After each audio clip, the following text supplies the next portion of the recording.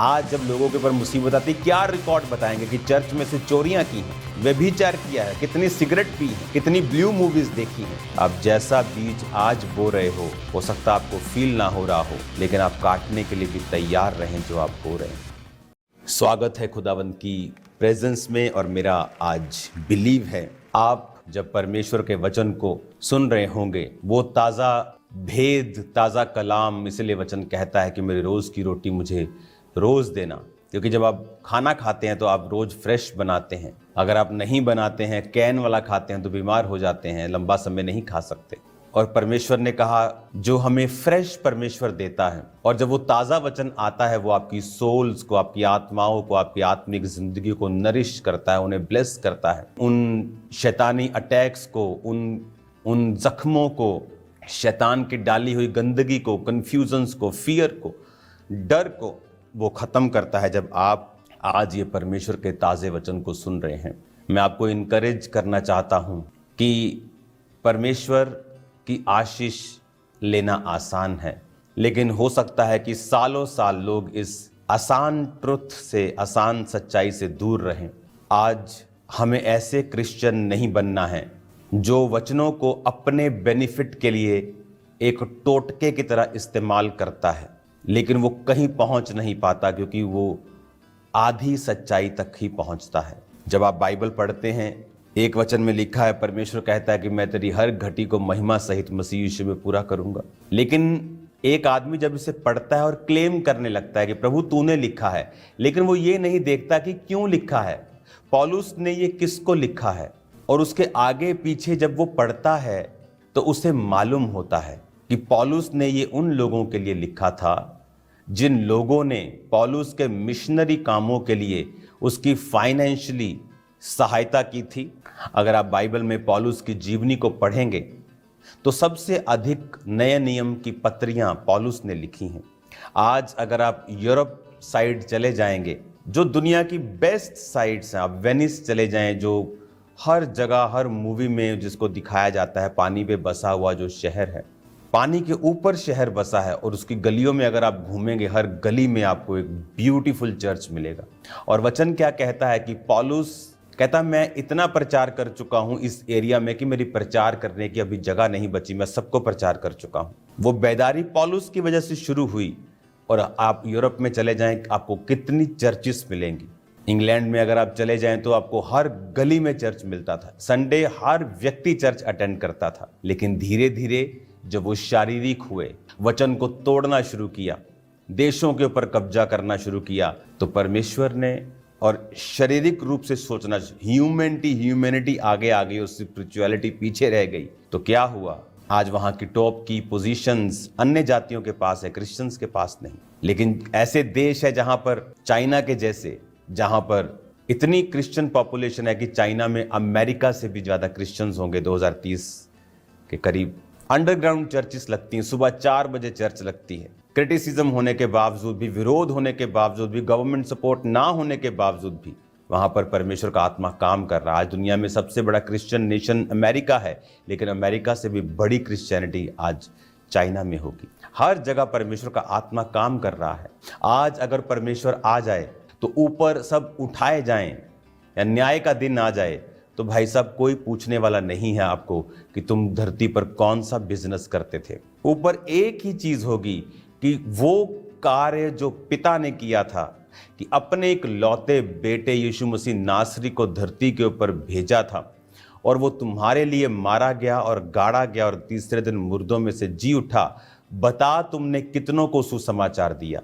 कौन सी ऐसी सेवा थी सुसमाचार को फैलाने वाली जिसमें तू एक्टिव भागी था। हम तो चुराने वाले बन गए आज कलीसियाओं से, चोरी करने वाले लोग आ गए आज कलीसियाओं में। इमेजिन करो, ऊपर जब न्याय होगा, इन लोगों से पूछा जाएगा, तो वो लानत, वो शर्मिंदगी उनको 200-400 साल के लिए नहीं, अनंत जीवन तक सहनी पड़ेगी कि हम पृथ्वी के ऊपर थे और हम परमेश्वर की सेवकाई में बहुत कुछ कर सकते थे, लेकिन हमारा लालच, अधीनगी ना करना, हमें आज शर्मिंदगी का सामना करना पड़ रहा है।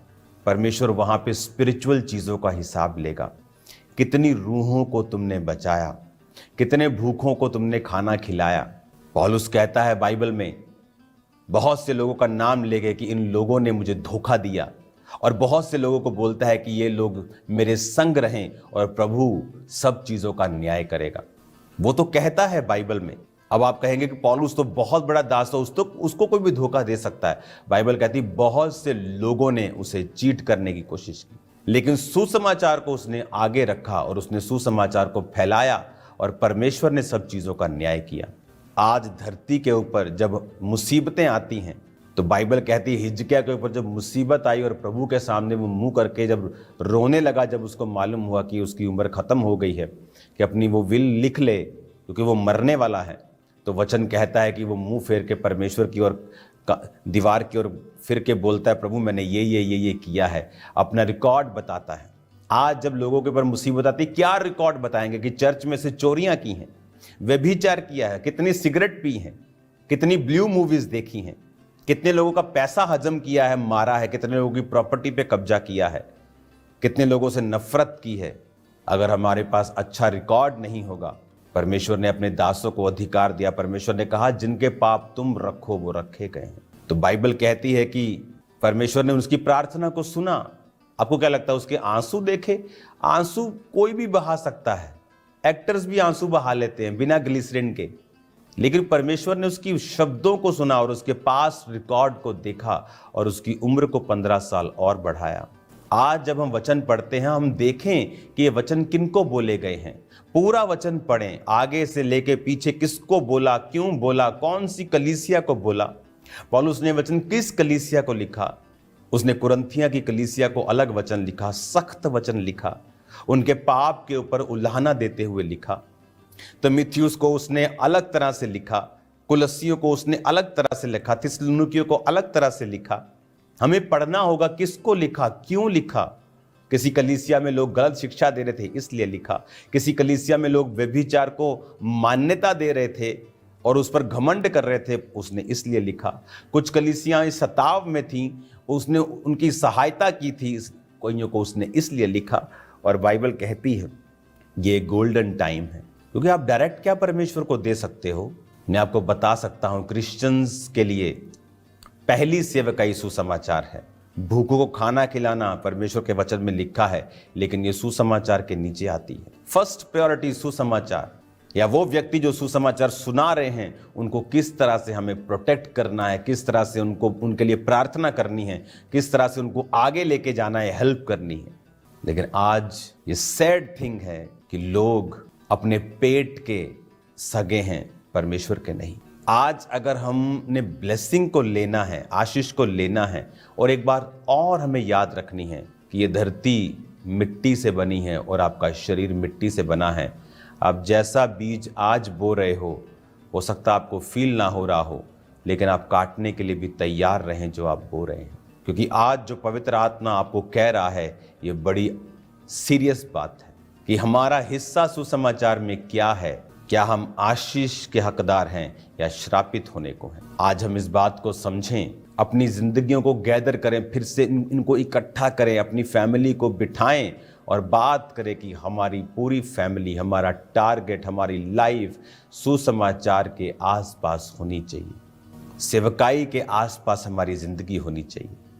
अपने बच्चों को चर्च में सेवा करना सिखाएं, जाते जाते 10 दरियां फोल्ड करना सिखाएं, जाते 10 चेयर साफ करना सिखाएं, कुछ करना सिखाएं परमेश्वर के राज्य के लिए। पम्फलेट्स बांटना, सुसमाचार देना, वफादार रहना परमेश्वर के घर के साथ, उसके दास के साथ, प्रभु के साथ सबसे बड़ा सिखाएं। क्योंकि अगर हम परमेश्वर की आशीष को चाहते हैं तो मैं आपको बता रहा हूं ये सिर्फ आमीन बोलने से नहीं आएगी। हमें खड़े होना होगा प्रार्थना में, फाइनेंशियल सपोर्ट में, हमें खड़े होना होगा फास्टिंग में, खड़े होना होगा, हमें एक्स्ट्रा कुछ करना होगा। वो सिर्फ पैसों से नहीं होता है। आपके पास कोई वरदान है, कोई गिफ्ट है, आपके पास कोई पहुंच है, एक्स्ट्रा आपको इस तरह से बिहेव करना होगा कि this is the last day, मैं अपना ऊपर तक जोर लगा दूं इस काम को करने के लिए।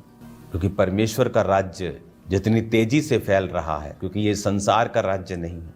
आज हमें ये समझना होगा कि मुझे अपना जीवन सेवकाई के आसपास ही बोना होगा। और फिर देखिए क्या होता है, देखिए कैसे वो स्वर्ग खोलता है, फिर देखिए कैसे वो लोगों को भेजता है, फिर देखिए क्या क्या वो आपकी जिंदगी में करता है, मार्वलस काम जो आपने सोचे भी नहीं होंगे।